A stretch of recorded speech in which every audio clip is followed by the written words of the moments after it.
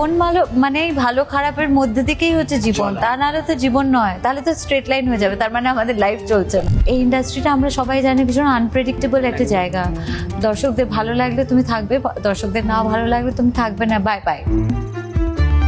যে কোনো অন্য মেয়ের মতনই আমিও খুবই সাধারণ একটি বাড়ির মেয়ে। চিরকাল একটা অভ্যেস ছিল ঘুম থেকে উঠে একটা হাতে কফি নিয়ে আমার একটা নিজের একটা মি টাইম, যেখানে সবাই ঘুমোচ্ছে আমি একা আছি। এখন ওই একা থাকার কোনো জায়গায় নেই, টাইমও নেই। সেলেব টকে এই মুহূর্তে রয়েছি টলি কুইন কোয়েলের সঙ্গে। আর কোয়েলের সঙ্গে আড্ডা মানে আমি বলবো যে আনকাট আড্ডা। আর যেটা প্রথমেই জিজ্ঞেস করা যে কোয়েল, আমি শুরুতেই জিজ্ঞেস করবো না কেমন আছো, কারণ যখনই আমি জিজ্ঞেস করবো তুমি বলবে ভালো, because you are always coming with your positivity and your such a beautiful smile. Thank you so much মানুষ, thank you for your kind words. হ্যাঁ, আমি সবসময় ভালো। এটা ভালোর ব্যাপারটা না, আমি যদি আমাকে বলো, আমি ছোট্ট করে বলি এটার ব্যাপারে, যেহেতু তুমি এই কথাটা বললে তাই জন্য বললাম। Because you are always with positivity. হ্যাঁ, সেটা আমার ছোট বয়সে, আমরা মল্লিক বাড়িতে তো আমি 5 বছর বয়স অবধি আমি ওখানেই মানুষ হয়েছি। তারপরে পরবর্তী কালে আমরা গল্ফ ক্লাবে শিফট করি। কিন্তু ওই সময়টা আমার মনে আছে ছোট বয়সে একটা ঘরে ল্যান্ডলাইন থাকতো, আর সেখানে দাদু বসতেন, আর ওইখানে দাদু টিভি দেখতেন, আর ওইখানে আমরা টিভিও দেখতাম। আর তারপরে যাদের ফোন আসার কথা তারা ল্যান্ডলাইনে গিয়ে তারা ফোন রিসিভ করতো। তো আমি যখন ফোন তা একবার মনে আছে আমার দিদির কোন বান্ধবী ফোন করেছিল, দিদি ফোনটা রিসিভ করে হ্যাঁ বল, হ্যাঁ হ্যাঁ চলছে এরম বলেছে। তো দাদু খুব বকেছিলেন, দাদু বললেন যে চলছে কেন, বলো দারুণ চলছে। তো তখন দিদি একটু হকচকে মনে মনে ভাবলে যে দারুণ আবার কি আছে, জীবন যেরকম চলে সেরকমই চলছে। কিন্তু তারপরে দিদি বলছে হ্যাঁ হ্যাঁ ওই দারুণ দারুণ চলছে, এরম ভাবে একটা আনসার দিয়েছিল। তো পরে আমি বুঝতে পারলাম যে দাদু সবসময় এই কথাটা এত এমফ্যাটিক্যালি বলতেন যে আমি ভালো আছি, দারুণ আছি, কারণ জীবনটা জীবনের মতন করেই চলে, কিন্তু তোমার পজিটিভ থিঙ্কিং এবং পজিটিভ পার্সপেক্টিভটাই তোমার জীবনটাকে ভালো করে দেয় এবং সুন্দর করে দেয়। তাই জন্য অনেক কিছুর মধ্যেও ভালো থাকাটা কিন্তু আমাদের সব থেকে বেশি জরুরি, খুব ইম্পর্টেন্ট। এবং তুমি নিজে ভালো থাকলে আমার মনে হয় তোমার সবাইকে তুমি ভালো রাখতে পারবে। একদম, যেমন looking beauty is feeling beauty আমরা যেমন বলি, আমার মনে হয় উল্টোটাও, মানে feeling beauty is also looking beauty. একদম তাই, একেবারে তাই। ভেতর থেকে অনুভূতিটা এলে দেখবে তোমার চেহারায় এমনিতেই রিফ্লেক্টেড হবে। এক্স্যাক্টলি, তোমার প্রসঙ্গে সেজন্যই বললাম, because you are always coming with your positive vibes, মানে সবসময় একটা হাসি খুশি, একটা পজিটিভ ভাইবস। দেখবে নেগেটিভিটি বা নেগেটিভ ভাইবস চারপাশটা খুব নেগেটিভ করে তোলে। ঠিক কথা। দেখো, জীবন মানেই ভালো খারাপের মধ্যে থেকেই হচ্ছে জীবন, তা নাহলে তো জীবন নয়, তাহলে তো স্ট্রেট লাইন হয়ে যাবে, তার মানে আমাদের লাইফ চলছে আসা যাওয়ার মাঝে, আপ ডাউন অলওয়েজ, হার্টবিটের মতন।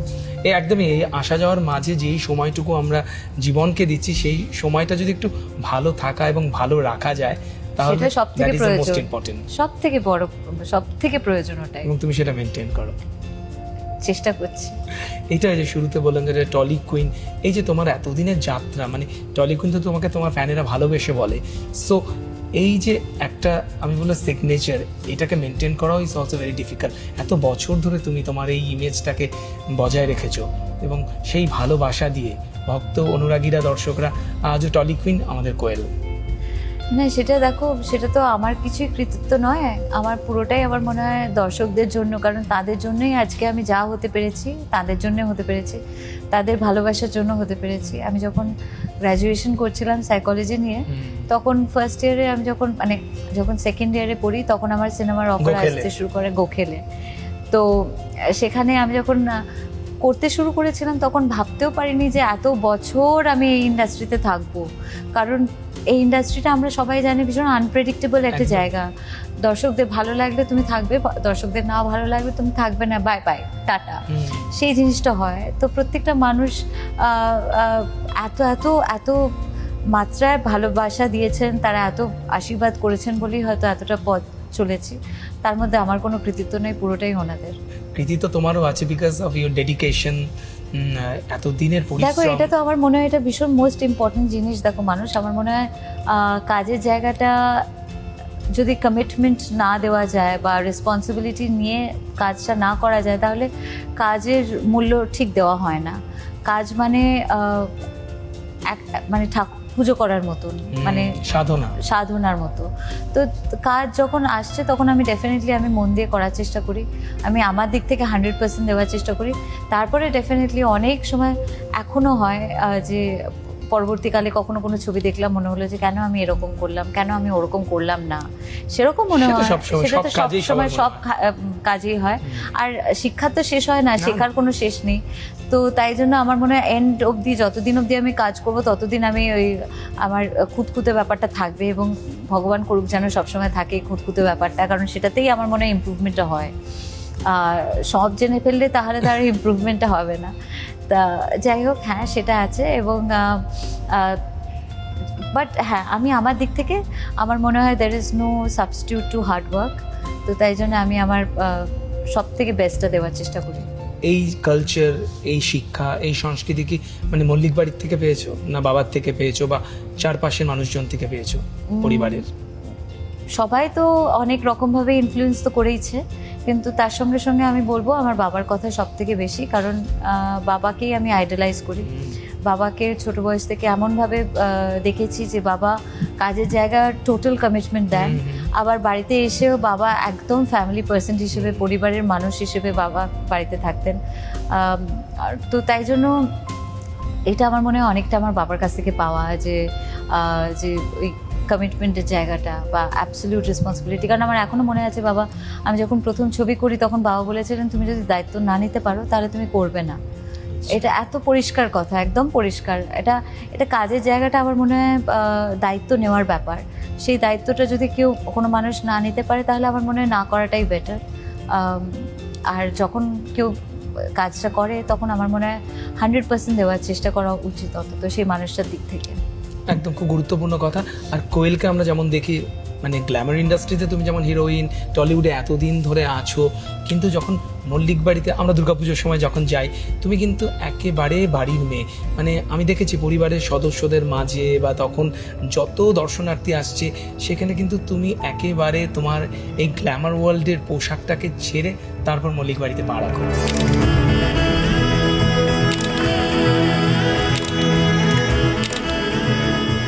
আমি তো বাড়িরই মেয়ে, যে কোনো অন্য মেয়ের মতনই আমিও খুবই সাধারণ একটি বাড়ির মেয়ে। অন্য মেয়েটা হয়তো অফিসে গিয়ে কাজ করে, আমাকে হয়তো সিনেমাতে এসে কাজ করতে হয়। তো সেটা, এই জায়গাটা এত সিম্পল, সেটা মানে আলাদা করে ভাবতে হয় না যে এটা আমি বাড়ি মানে বাড়ির মতন করে থাকবো, তেমন নয়। আমি ভীষণই একটা পাশের বাড়ির সাধারণ মেয়ের মতন, আমিও তেমনই সাধারণ, এবং আমি ওরমভাবেই থাকতে ভালোবাসি।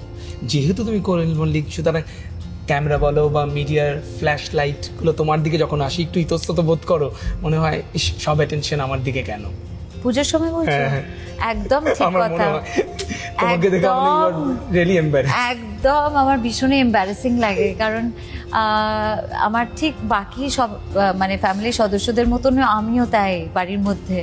তো তাই জন্য যখন মনে হয় ক্যামেরা স্পেশালি আমাকে দেখাচ্ছে, আমার মনে হয় আমি তো কিছু স্পেশাল নই, আমি তো একই, কেন তাহলে আমাকে আলাদা করে দেখানো হচ্ছে? তাই জন্য আমার ডেফিনেটলি ভীষণ ইতস্তত লাগে, আমার ভীষণই এম্বারেসিং লাগে। আমি খুব একটা মানে আমি শুটিংয়ের যে জায়গায় যেরকম আমি জানি the camera will be on me, কিন্তু বাড়ির ক্ষেত্রে আমার মনে হয় সবাই এক, তো তাই জন্য সেটা আলাদা করে ক্যামেরা আমার উপর থাকলে আমার একটু অসুবিধা লাগে। আমি বক্স অফিসে আমরা জানি যে 3 নম্বর ফ্র্যাঞ্চাইজি কিন্তু এটা। হ্যাঁ, একদমই তাই। Really nice. সো সোনার কেল্লায় জকের ধন 3 নম্বর ফ্র্যাঞ্চাইজিতে বড় কথা যে জকের ধনটাকে দর্শকরা জকের ধনের মধ্যে একদিন আগলে রেখেছে। দেখো 3 নম্বর হওয়া কিন্তু এমনি নয়, ভালোবেসেছে বলে তো তোমরা আবার নিয়ে এসেছো, সেটা না? সো সোনার কেল্লায় জকের ধন শুটিংটাও যেমন আমি জানি খুবই ইন্টারেস্টিং ছিল। সেখানে জয়সলমীর মনে ঘুরতে গেছো অনেক, কিন্তু শুট মনে হয় ওখানে ফার্স্ট টাইম হয়নি। আমরা জয়সলমীরে শুটিং করেছি প্রথমবার। এর আগে আমি পরিবারের সঙ্গে গেছি জয়সলমীর ঘুরতে, কখনো ভাবিনি ওইখানে আবার কখনো ফিরবো শুটিংয়ের জন্য। তাও আবার মুকুলের বাড়িতে গেছি শুটিংয়ে, কারণ জয়সলমীরে মানে সোনার কেল্লায় জকের ধন শুনলেই বোঝা যায় মুকুল তো থাকবেই। মুকুল আছে যখন দুষ্টু লোকও থাকবে, পরশ পাথরও আছে, সবই আছে। আর যখন মুকুল তো তাই জন্য আমরা যখন এবারে জয়সলমেরে পা রাখলাম আর যখন আবার ওই এক জায়গায় মুকুলের বাড়িতে গেলাম, ওখানে একটা খুব ইম্পর্টেন্ট সিন আছে, ওখানে শুটিং করেছি। কিছু কিছু জায়গায় সত্যজিৎ রায়ের ছবি দেখেও ভালো লাগে, যে কারণ দেখো সিনেমা লাভার্স তো পুরো পৃথিবীতে বিশ্ব জুড়ে সিনেমা লাভার্স আছে, তো তাদের কাছে জয়সলমেরের একটা অন্য জায়গা মানে এসে গেছে, কারণ সোনার কেল্লার জন্য অন্য জায়গায় মানুষ সোনার কেল্লাকে রেখেছে। রাইট, এক্স্যাক্টলি তাই। তো তাই জন্য পর্যটকরাও যখন আসছে তখনও তারা স্পেশালি যায় সোনার কেল্লা দেখতে আর মুকুলের বাড়িটা দেখতে।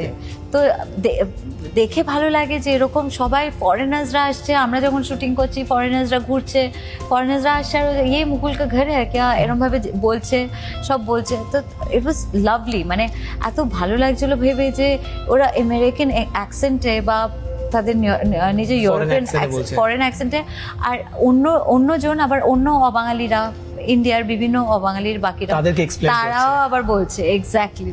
তো তাই জন্য এটা ভীষণই ইন্টারেস্টিং ব্যাপার এবং খুবই ভালো লেগেছে আমাদের ওইখানে শুটিং করে। জয়সলমেরের অলি গলিতে সব জায়গা, আমার মনে হয় কোনো গলি বাদ নেই যেখানে আমাদের শুটিং হয়নি। উঠের পিঠে চড়েও শুটিং হয়েছে। তারপরে আর এটা বোঝাই যাচ্ছে একটা অ্যাবসলিউট থ্রিলার, কিন্তু এমন একটা ছবি যেটা একটা ম্যাগনাম ওপাস, যেটা দেখেই বোঝা যাচ্ছে, একটা ট্রেলার দেখেই বোঝা যায় একটা বিশাল বড় আকারে এবং লার্জার দ্যান লাইফ। আর এমন একটা ছবি যেটা 8 থেকে 80 সবাইকার ভীষণ ভালো লাগবে, মানে সপরিবারে গিয়ে ছবিটা দেখার মতন একটা ছবি, মানে এন্টারটেইনিং মুভি, অ্যাবসলিউট এন্টারটেইনিং, আনন্দের একটা ছবি, একটা থ্রিলিং, এবং থ্রিলারটা অতটাই যেটা বাচ্চারাও নিতে পারবে বড়রাও নিতে পারবে, মানে সব রকম। কোয়েল মল্লিক মানেও কিন্তু দর্শকরা রিলেট করে, এন্টারটেইনার হিসেবে তোমাকে দেখে, বিকজ তুমি মেইন স্ট্রিম হিরোইনের ছবি করেছো আর পরবর্তীতে যে ছবিগুলোও করেছো সবকিছুর মধ্যে কিন্তু এন্টারটেনমেন্ট এলিমেন্ট রয়েছে। তুমি নিজেও বিশ্বাস করো যে জীবনে তো নানা টানাপোড়েন থাকবে, কিন্তু হলে গিয়ে এই 2.5 ঘন্টা এন্টারটেইন হওয়াটা খুব ইম্পর্টেন্ট। আমার মনে হয় এটা ভীষণ ভীষণ ইম্পর্টেন্ট। দেখো জীবন এমনিতেই এতটা গম্ভীর হয়ে গেছে ম্যাক্সিমাম লোকের জন্য, যে তারপরে ওই 2-2.5 ঘন্টা যখন ওরা সিনেমা হলে যান তখন ডেফিনেটলি তারা এন্টারটেনমেন্টের জন্যেই ওনারা যান সিনেমা হলে, যাতে ওই সময়টা অন্তত তাদের নিজেদের দুঃখ কষ্ট ব্যথা সব ভুলে থাকা যায়। তো তাই জন্য সেটা আমার কাছে ভীষণ ইম্পর্টেন্ট। এবং আমি যেহেতু কমার্শিয়াল ফিল্ম ম্যাক্সিমাম আমার ক্যারিয়ারে শুরুটাও সেরকম, একদমই তাই। So I think entertainment plays a very important role for me as an actor also. Okay, এবারের যে তোমার যাত্রাপত্র শুরু হলো তোমার মেয়ে হওয়ার পর, আমার মনে হয় তুমি খুব তাড়াতাড়ি তোমার মেয়ে হওয়ার পর কাম ব্যাক করলে, বিকজ কবির হওয়ার পর তুমি কিন্তু অনেকটা গ্যাপ নিয়েছিলে। ঠিক কথা, কবিরের পরে আমি অনেকটাই গ্যাপ নিয়েছিলাম, কিন্তু এই ছবিটা আমি এখন কোনো ছবি শুটিং শুরু করিনি যদিও, কিন্তু আমার ছবি এখন পরপর রিলিজ হবে, তো তাই জন্য একটার পর একটা রিলিজ হতে চলেছে। প্রথম এটা, এর আগে জঙ্গলে মিতিন মাসি হয়েছিল কবিরের জন্মানোর পরে, এটা স্বার্থপর বলে আরেকটা সিনেমা আছে, আর আরেকটা হচ্ছে একটি খুনির সন্ধানে মিতিন, সেটাও খুব ইন্টারেস্টিং একটা গল্প নিয়ে আমরা মিতিন মাসিটা করেছি এবারে। তো আশা করছি সবকটাই ভালো লাগবে দর্শক, পরপর মুক্তির অপেক্ষায় রয়েছে। আর তাছাড়া এটাও ঠিক যে কবির যেহেতু আমার ফার্স্ট টাইম ছিল, তারপরে ইউ আর ইউজ টু, মানে এখন তুমি এখন বেশ এক্সপার্ট হয়ে গেছো। এক্সপার্ট না হলেও অন্তত আমি জানি যে কি করে এই সময়টাকে ব্যালেন্স করতে হবে, কারণ সত্যি কথা প্রথম সন্তান সব থেকে অনেকটা না ওই মনে হয় যে মানে আমি করতে পারবো তো, ঠিক করছি তো, মানে এই জিনিসগুলো হয়, ইনসিকিউরিটি কাজ করে একটা, ডেফিনেটলি একটা মনে হয় আমি কোন জিনিসটা ভুল করলাম। এখনো প্রত্যেকটা পদে পদে শিখছি, এখনো তাই যদিও, কিন্তু তার মধ্যেও আমি বলবো যে অন্তত ছোটটা খুবই ছোট, এখন 5 মাস, খুব একটা বেশি বুঝছে না। আর 5 বছরের যে 5 বছরের আমার কবির, সে এখন তার নিজের ক্লাস নিয়ে ব্যস্ত, তার বন্ধু নিয়ে ব্যস্ত। আমিও তাই জন্য এখন এই সময়টা একটু ফাঁকা পাচ্ছি নিজে করবার জন্য কিছু। রাতে ঘুম হয় আমার কাছে, ওই মি টাইম আর রাতের ঘুমটা পুরোটাই এখন লাক্সারি হয়ে গেছে। তো 4-5 ঘন্টার ঘুমটাও আমার মনে হয় অনেকটাই ঘুম হয়ে গেছে, তো সেটা। আর সকালবেলা উঠে আমার একটা সবসময় চিরকাল একটা অভ্যেস ছিল, ঘুম থেকে উঠে একটা হাতে কফি নিয়ে আমার একটা নিজের একটা মি টাইম, যেখানে সবাই ঘুমোচ্ছে আমি একা আছি, এখন ওই একা থাকার কোনো জায়গায় নেই, টাইমও নেই কোনো। মি টাইমটা আবার কবে ফিরে পাবো জানি না। কিন্তু কবির কিভাবে অ্যাকসেপ্ট করছে যে নতুন ফ্যামিলিতে সদস্য আছে, বোন দুজনের মধ্যে দারুণ টাচউড, ভীষণ ভালো বন্ডিং। কবির ঘুম থেকে উঠলে প্রথম কাজ করে হচ্ছে কাভিয়ার ঘরে ঢুকে পড়ে এবং আবার ঘুমোতে যাওয়ার সময় আবার কাভিয়ার ঘরে ঢুকে পড়ে। ও একটা সময় পর্যন্ত ও না পুতুল খেলার মতো করে ওর সঙ্গে খেলতো। ওকে তারপর আমাকে বোঝাতে হয়েছে সে একটা মানুষ, ওটা পুতুল নয়, তুমি যা ইচ্ছে করে হাত ফাত টেনো না, সেসব করে। কিন্তু হ্যাঁ, ও খুব এনজয় করে, কাভিয়ার প্রেজেন্সটা ও খুব এনজয় করে। মানে বুঝতে পেরেছে যে বাড়িতে এটা তো একটা নারীর টান হয়, মানে একদম অটোমেটিক্যালি তাই। ও ভীষণ ভীষণ মানে একটা টাচউড, ভগবানের অনেক আশীর্বাদ, ভীষণ ভালো বন্ডিং। একদম। এবং এই আলোচনার মধ্যে দিয়ে যেমন আমরা জকের ধরনের আলোচনা করছি, সব কিছুর মধ্যে যতবারই তোমাকে ফেস করি কোয়েল, সবসময় যেমন বললাম একটা পজিটিভ এনার্জি। কিন্তু কোয়েল মল্লিক বলতে কিন্তু আরেকটা জিনিস, যে কোনো গসিপ নেই, কোয়েল মল্লিককে নিয়ে কোনো বাজে কথা নেই, কোনো হেডলাইন নেই, কিছু নেই। মানে কোয়েল মল্লিক এত একটা ক্লিন প্রোফাইল মেনটেন করা, this is very tough also. তোমাকে নিয়ে আমি কখনো কোনো ট্রোলিং গসিপ সোশ্যাল মিডিয়াতে এগুলো দেখি না। হ্যাঁ, মানে টাচউড, এতবার করে তোমরা জিজ্ঞেস করো না, তারপরে হয়তো পরের মুহূর্তে কি একটা ট্রোলিং শুরু হয়ে গেল, আমার একটা কিছু মেসেজ হয়ে গেল। কিন্তু মানে দেখো, এটার কোনো উত্তর তো আমি দিতে পারবো না। আমি শুধু এটাই বলবো যে audience has been very kind. আমি আর কি বলবো বলো, কারণ আমি তো কনসিয়াসলি ওরমভাবে কিছু ভাবিনি যে ও এটা হলে ট্রোলড হবো, ওটা হলে ট্রোলড হবো না। এটাই আমি মানুষটা এরকমই এত বছর দেখেছি, যখন আই এম শিওর এখন বাই নাও লোকেরা জানে যে আমি কীরকম মানুষ হিসেবে। তাই জন্যই হয়তো যদিও বা এদিক ওদিক হয়তো কোনো রিমার্কস এসছেও বা না এসছে, আমি ঠিক জানি না এক্স্যাক্টলি, কিন্তু ওভারলুকড মানে হচ্ছে আমার মনে হয় যে অন্যরাই এত উত্তর দিয়ে দেয়, তাহলে আমাকে আর কিছু উত্তর দিতে হয় না তার জন্য।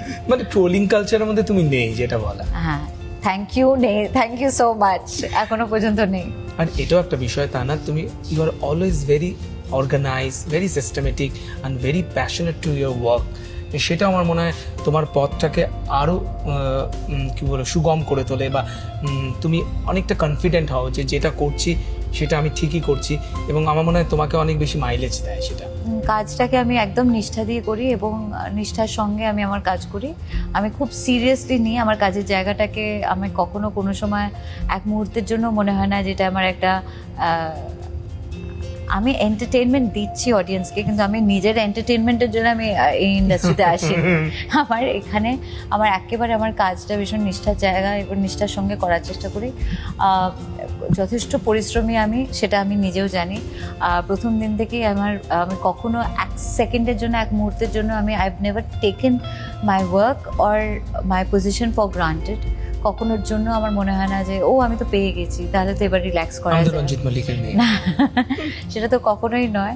সবসময় আমার ভগবানের কাছে ভীষণই কৃতজ্ঞতা স্বীকার করি যে এতটা মানুষের কাছ থেকে এত আশীর্বাদ এবং ভালোবাসা পেয়েছি এত বছর। পার্সোনাল আর প্রফেশনাল লাইফ দুটোকে কিভাবে আলাদা রাখো?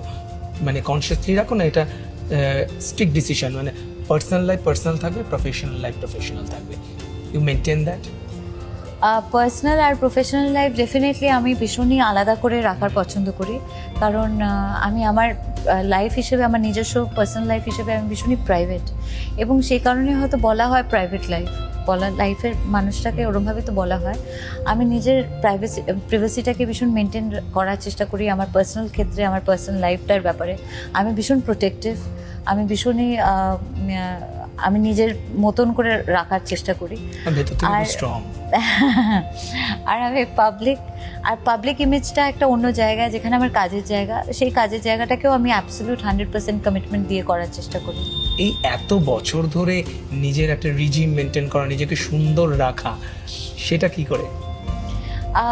নিজেকে সুন্দর রাখা মনে হচ্ছে, আমার মনে হয় সব জিনিসটাই থিঙ্কিংয়ে, থ্যাংক ইউ সো মাচ সেটার জন্য, কিন্তু আমার মনে হয় পুরোটাই থিঙ্কিংয়ের উপর ডিপেন্ড করে। তুমি যদি ভালো চিন্তা করো, ভালো, তাহলে আমার মনে হয় পুরোটাই রিফ্লেক্টেড হয় অন দ্য ফেস। আর তাছাড়া তুমি যদি আমি আমার ফিটনেসকে ভীষণ গুরুত্ব দিই, আমি চিরকালই ফিটনেসকে ভীষণ গুরুত্ব দিতাম, এখনও ভীষণ ফিটনেসকে গুরুত্ব দিই।